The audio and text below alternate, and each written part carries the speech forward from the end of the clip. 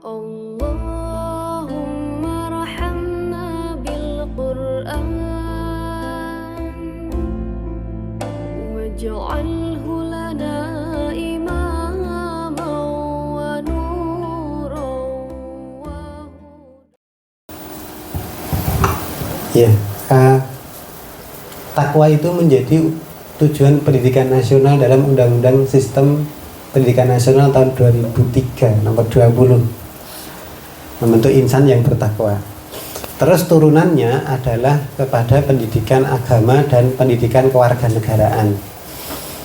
Di situ nanti diajarkan tentang nilai-nilai luhur, norma, agama, dan seterusnya. Nah, karena saat ini madhab paling besar kan madhab Syafi'i ya di Indonesia itu, dan itu dianut oleh Kemenak ya.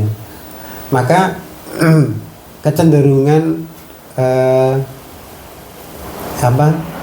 ajaran agama itu ada pada ijtihad dari yang diambil dari madhab Syafi'i ya, Syafi'iyah. Nah, nanti di lapangan di lapangan nanti akan mungkin ditemukan perbedaan dari sisi ijtihadiyah. Misalnya kalau di buku-buku agama diajarkan kalau mau berdoakan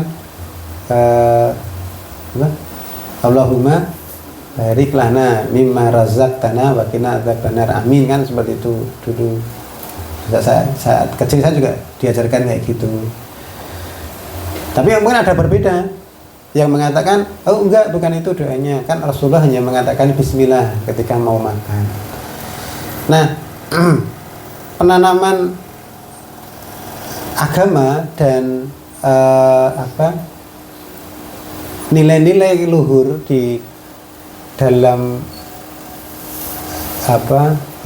interaksi sosial lewat PKN ya, pendidikan kewarganegaraan, kadang-kadang bertentangan dengan apa yang kita yakini, apalagi yang agama ya, mungkin berbeda doa dan seterusnya.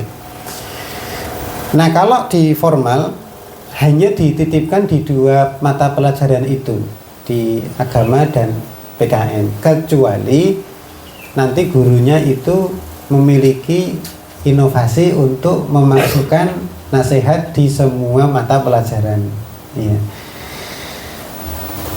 Hanya memang yang namanya menanamkan atau menginternalisasi adab, etika, akhlak, perilaku ataupun apapun namanya, itu guru hanya memegang peran 20%, alias sekolah itu hanya memegang peran 20% dari semuanya. Yang 60% di orang tua, 20% sisanya lingkungan. Maka Pak, kalau kita berharap pada kurikulum nasional yang menyediakan secara eksplisit perbaikan anak, tarbiyah anak itu pada dua mapel itu, yaitu agama dan PKN, itu tidak cukup ya, itu tidak cukup. Saya tidak mengatakan jangan sekolahkan di negeri, iya, nanti tidak subversif Pak. Saya ditangkap. Meskipun saya sebagai dosen PGSD keluar masuk SD negeri, bimbing mahasiswa di SD negeri, putranya jenengan teng pundi takone kayak gitu. Ya tidak ada yang di SD negeri Pak, bahkan di SD swasta pun tidak ya, karena di PKBM atau pusat kegiatan belajar mahasiswa, bahkan yang besar itu saya rumahkan sekarang. Iya, saya rumahkan dulu, homeschooling ya, gampangnya istilahnya kayak gitulah. Homeschooling gurunya nggak ngajar ibunya. Iya. Ya sedikit ya Pak, tak rumahkan kemudian tak ajari dewi, kemudian ujian itu ya iso iki Pak ternyata Pak. Artinya ngajar ilmu dunia ini cepet. Iya. Nengin matematikanya biar. Jadi anak dosen fisika tapi matematikanya ambiar. Ya sebenarnya Pak, enggak apa-apa. Saya itu luweh gitu dalam tanda kutip, kan enggak semua orang harus pintar matematika gitu, tapi memiliki pengetahuan basis ya, basis. Nah, jadi ketika memang kita ingin menitipkan anak kita di tempat yang formal negeri, nah itu paling kanan, paling sisi paling jauh gitu ya, formal negeri, maka tentu kita perlu membekali anak-anak kita di rumah dengan bekal agama yang jauh lebih banyak, terutama orang tuanya. Kenapa Pak? Masalahnya bukan pada di dua mapel itu, tapi lingkungannya Pak. Jamin nggak kira-kira orang tua temennya anak-anak kita itu seperti kita, yang memiliki perhatian tinggi terhadap agama? Bahkan kan kadang-kadang tidak hanya itu, tetapi berlainan agama. Tentu mereka tidak salat, tidak bisa tuh ngilingkan salat, ayo salat, tidak bisa, karena agamanya jalan. Untung nggak ngajak misa misalnya. Nah,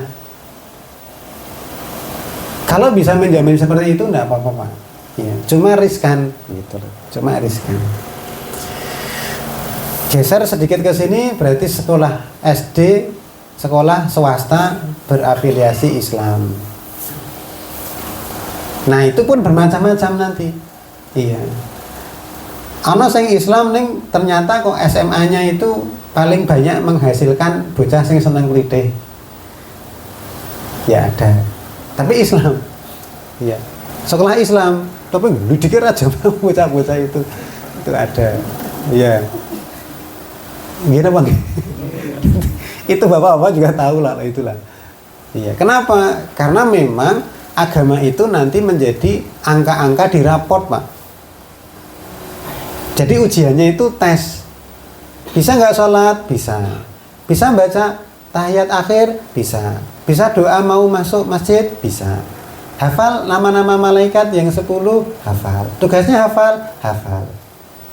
Malaikat rokib, malaikat ngatib. Kan kita, saya sendiri tidak meyakini nama itu ya, karena di Al-Quran kan tersebut rokibun atidun, tidak disebut malaikat rokib ngatib, rokib ini yang kerengen ngatib ini yang kiwo. Itu kan saya tidak pernah menemukan riwayat yang menjelaskan itu. Mungkin karena saya belum tahu aja. Ada rokibun atidun, nah malaikat yang mencatat. Ada gitu. Nyolong pelem, gitu. Jadi sebatas dalam masalah kognitif Pak, tapi tidak masuk ke sini. Iya, nggak masuk ke hati sehingga tidak terwujud dalam suatu perilaku. Nah maka Pak, tugas orang tua itu menempatkan anaknya di tempat yang itu tidak justru menjadi pengurang atau penghambat dia menjadi baik, tapi justru menjadi katalisator dengan cara teman-temannya itu ngajak kebaikan. Kalau teman-temannya ngajak kebaikan, berarti orang tuanya sevisi dengan kita, Pak. Kan seperti itu. Kayak di Rutap gitu. Itu sevisi gitu ya. Maka tidak mungkin kalau ada satu agenda, justru malah yang gembosi itu suaminya gitu loh. Misalkan ini contoh nih Pak. Gembos juga gitu ya. Istrinya mau ngaji, neng sing gembosi suaminya. Rasa ngaji neng omah wae. Ya iya nek iso ngajari, Pak. Ndak apa-apa kalau bisa ngajari. Lah wis ora iso ngajari nglarang ngaji. Ya kan berarti kan ngembosi pendidikan anaknya sendiri juga istrinya. Saya heran, lho apa ono suami yang enggak ingin istrinya salihah? Ning jebol ya ada gitu. Wis rasa ngaji sih untuk konek lagi lame misalnya kayak gitu. Ya elah. Kalah karo tukang penjual susu kedelai di depan kantor pos dekat pasar kota gede yang suka meliburkan dagangan susunya karena hari itu dia harus ngaji. Dodolan susu sapi Pak depan kantor pos kota gede namanya Mas Yuli itu. Jatah ngaji liburkan. Dan ekstrim lagi Pak. Apa sebenarnya Ramadan kan terakhir iktikaf. Nah, iktikaf 10 hari terakhir beliau biasanya jual di jadi ada dua penjual susu sapi. Yang satu di agak selatan, yang satu di agak utara, dekat gudeg. Kadang-kadang pindah ke jalan kemasan. Itu kalau itikaf 10 hari Ramadan itu tidak jualan, Pak. Dia nyalangi dulu dari jualan susu sapinya Puang itu sebelumnya. Nanti 10 hari terakhir itu dia datang ke Masjid Baitul Qohar di Tegal Gendu tempat saya itu. Dia di situ, Pak. Tidak beraktivitas duniawi 10 hari itu.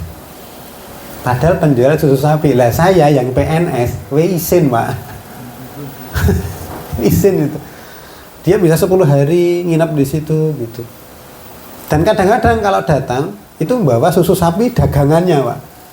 Untuk dibagikan dengan jamaah yang di situ. Gitu. Jadi sadar, oh nek ngono ki sugih iki ning kene iki sama di sini. Tidak berkaitan dengan cengkorongan gitu. Nah, jadi gitu, Pak. Misalnya dititipkan bisa ya cuma 2 mapel itu.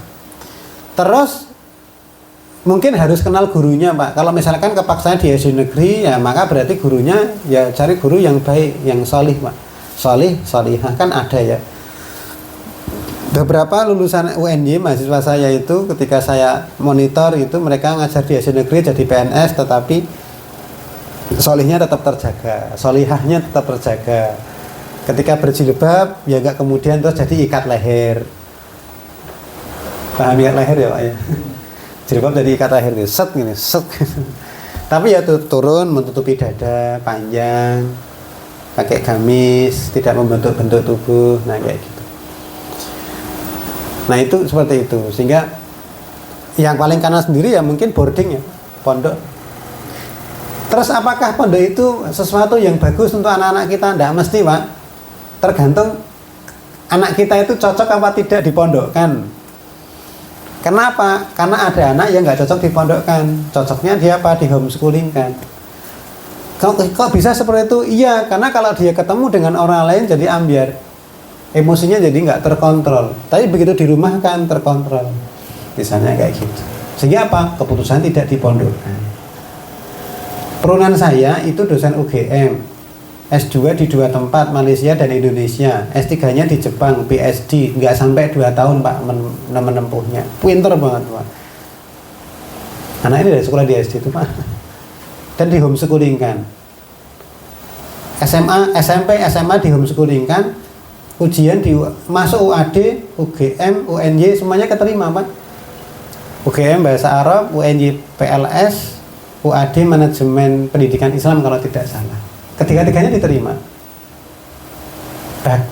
Dan itu dari homeschooling, tidak di sekolah formal juga.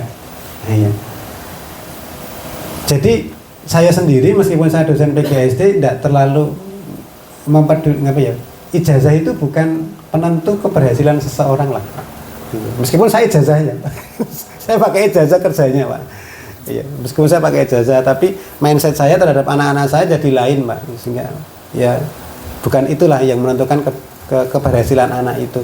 Itu sekedar di dunia, Pak. Tapi kalau kemudian kita bisa nanamkan agama pada anak-anak itu sampai akhirat, sampai kita meninggal pun kita masih petik itu hasilnya, Pak.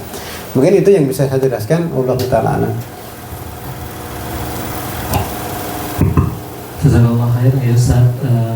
Tadi udah dijawab untuk pertanyaan yang ketiga terkait bagaimana negara apakah punya peran dan tanggung jawab untuk menghadirkan kurikulum yang bisa membentuk karakter atau akhlak terhadap anak begitu ya.